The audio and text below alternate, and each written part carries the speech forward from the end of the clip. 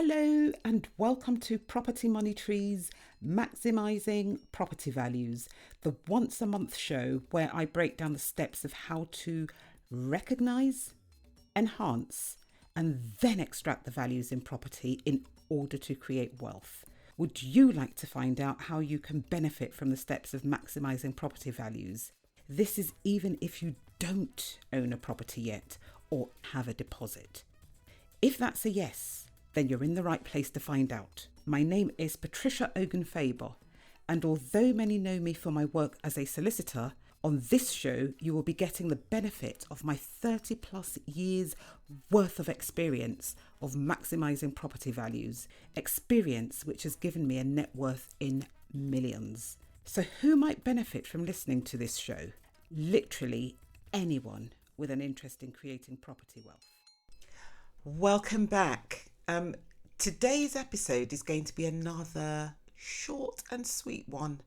I'm beginning to love those ones. Really just in and out, short, to the point.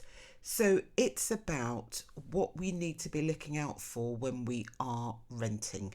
So at the moment, rents are high. Everyone's able to charge good rents, but there's a catch, and people can actually fall foul of one overcharging, because if you overcharge and your property isn't really worth what you're charging from your tenant, things are going to go wrong. And even if things don't go wrong, they're not going to be happy, so they're going to be moaning. That's the last thing you want. Secondly, if things aren't quite right in the property and things start to go wrong, they will not let you rest because you are charging a really high rent. Then the other side of things is you may well get people who can't afford your property, who are desperate, and who will scam you or try to scam you. So hopefully after listening to this, you will not fall foul of any such scam. And this is the main reason actually for this particular episode, because I am quite sure that I came across a potential scammer with a property I was trying to rent, in keeping with my maximising property values. The rent was high. My rents are always high, but they are high because I am actually providing a premium product. Anyway, this was something that I was doing on Open Rent. The guy got my phone number. How many people know how to actually get landlord phone numbers from Open Rent? I do get potential tenant phone numbers, but I've never been phoned by a potential tenant before. This particular guy. Anyway, he rang me, and from the very beginning, he was trying to sweet talk me. And I remember thinking to myself, why is he doing this? Why is he making such an effort? Is it because there's something not quite right with him? Anyway, we talked. And in the end, it transpires that he's not going to pass his referencing. Well, that in itself isn't necessarily a problem, but it was a red flag for me. Then he said, oh, but don't worry, because I can pay all the rent up front. So I said, okay, fine. Would that be 12 months rent? He goes, no, 6 months. So then I asked him what length of tenancy he was after. And he said 12 months. So I said, well, then you can't pay all the rent up front, can you? Anyway, so this goes on, and I say, well, I am prepared to consider a 6-month AST, if that's all you're willing to pay up front, because I need to insure my rents, and I will not be able to do that if you can't pass comprehensive referencing. Anyway, so we carry on, and he says, oh, I've got lots of money in the bank. And then and I'm thinking, well, if you've got lots of money in the bank and you want a 12-month AST, why are you unable to pay 12 months up front? So, yep, Then so when he first reached out to me before he phoned me, he said, "Oh, I'm looking for a place for myself and my fiance, and your place looks absolutely amazing, ideal." So I respond back saying, "Oh, congratulations on the pending nuptials." Um, and then when he rings me, he says, "Oh no, we're not. She's not said yes yet." And she says she's not going to say yes until we get our own place. So well, maybe that's because they haven't lived together just yet. And then he also says to me that he got divorced, I think maybe a year or two ago. But he's been with this new person for about 6 years. So again, for me, it was a bit of a red flag. I'm not a moral judge, but I just thought, do I really want that sort of person as a tenant? Because I need to be able to trust my tenants. It's a mutual thing. But anyway, but it wasn't enough to make me say no. It was just another red flag. Anyway, they came, they had a look. I actually quite liked them. He carried on trying to schmooze me, and I'm thinking, well, why are you doing this? Anyway, then he said his girlfriend, the fiance to be, worked as a buyer for TK Maxx. Now, when she turned up, she was wearing like fake designer stuff. And I thought, ooh, that doesn't actually, it doesn't fit in with a buyer for TK Maxx, because they actually have luxury goods in TK Maxx, as well. Okay, fine, they are at knockdown prices, but they do have good quality stuff there. And I thought, well, if you're a buyer and you can't even suss out what is good quality from what isn't, do you actually really work there? But again, I thought all of this will come out in the wash. No real big deal as yet. Then I said, okay, fine, you're not going to pass comprehensive referencing, but I still do need to reference you. I'll reference your girlfriend. Oh, no, because I'll be the one renting from you. So I go, oh, okay. Again, another red flag. At this point, I'm thinking, how do I say no to this guy? So then I go, okay, right to rent. I need to do the checks. So let me have your data pages of your passports. So he gives me his. It does look like him. So I say I'll need to see the original when you do move in.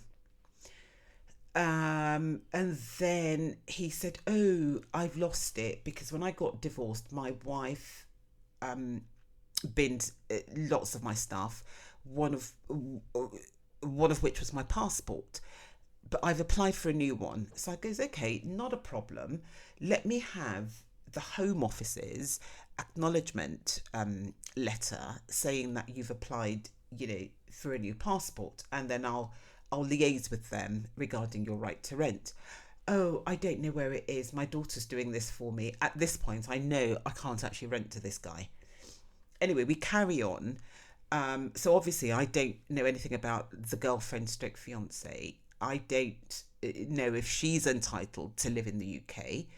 And if you know that two people are going to live in your property, you are obliged to carry out your right to rent checks on each of them.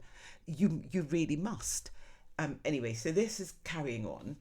So I say to him, "Well, look, I do need to have all the papers, and I do need to have everything." So he goes, "Yes, I'll pay." So at this point, he's not paid a holding deposit. So I say, "Well, look, pay your holding deposit. It will secure the property for you." And so this was before the few other red flags came up. Then he said, "Oh yes, I will do that." So I said, "But I will need this document and that document and or whatnot." And then he said, "Oh yes, I will do that." So I sent him all the details. I sent him the contract for starting the referencing, and how his holding deposit would be treated. And then he said, "Yes, not a problem, Patricia. Can I pay it to you tomorrow morning?" I'm thinking, yeah, pay it tomorrow morning. and we'll see what the right to rent actually it brings up.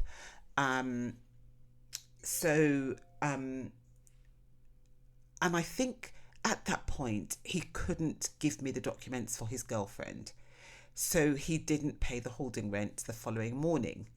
So I just immediately just wrote to him and said, I really am sorry. I don't feel comfortable renting to you. Please do not pay any holding deposit. He was most upset. Oh, Patricia, I was getting all those papers together for you. You asked for them. I had to go to my office to get some of them. I had to do this. I had to do that. And I just thought, I've made up my mind. So what I'm trying to bring out, to people is this. Even if someone offers to pay you a big sum of money up front, it doesn't mean that they're the best tenant for you. And the other thing as well is that he could well, and I suspect this is what would have happened, at the end of the 6 months, he wouldn't have left. Then I would have been left chasing him to either leave or pay rent, which he wouldn't have paid. And then he'd start to complain about things going wrong in the property, probably things that he actually sabotaged himself. So we just need to be very, very, very, very careful, because what's the point of taking someone in on a high rent for 6 months and then you can't get them out for another 6? Effectively, you've charged half the rent that you actually wanted, for the year. And that may well not even pay your mortgage. That may well, lead to you being repossessed, to the property being repossessed from you. Do you want to be in that situation? So we do need to be very, very, very, very careful. And another thing that I will say, for people to also look out for is with Airbnb. So it's absolutely superb, and again, I've recommended it in episode 10 of my podcasts about the longer term Airbnb lets. Now, if you are going to do that, the advice and what I said in episode 10 still applies, as long as your property is not going to be the person's only stroke primary home for that period. Because if it is, then what you're actually doing is you're giving them AST rights. And there was a case that actually says this. It's the case of Abassi, ABAS for Sierra, S for Sierra, I against Bolza, B for Bertie, OLZA, where the judge said because they rented for 4 months initially and it was their primary home, they had rights against unlawful eviction. And because the landlord actually turned off the electricity for 19 days, he had to compensate them and pay them £12,000, odd, nearly £13,000.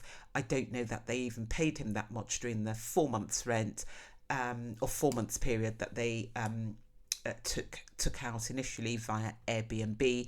And also the landlord had to pay their legal costs of around £90,000. So be very, very, very, very careful if you're taking on longer term Airbnb tenants. Make sure that your property is not going to be their primary home, and if it is going to be their primary home, then make sure that you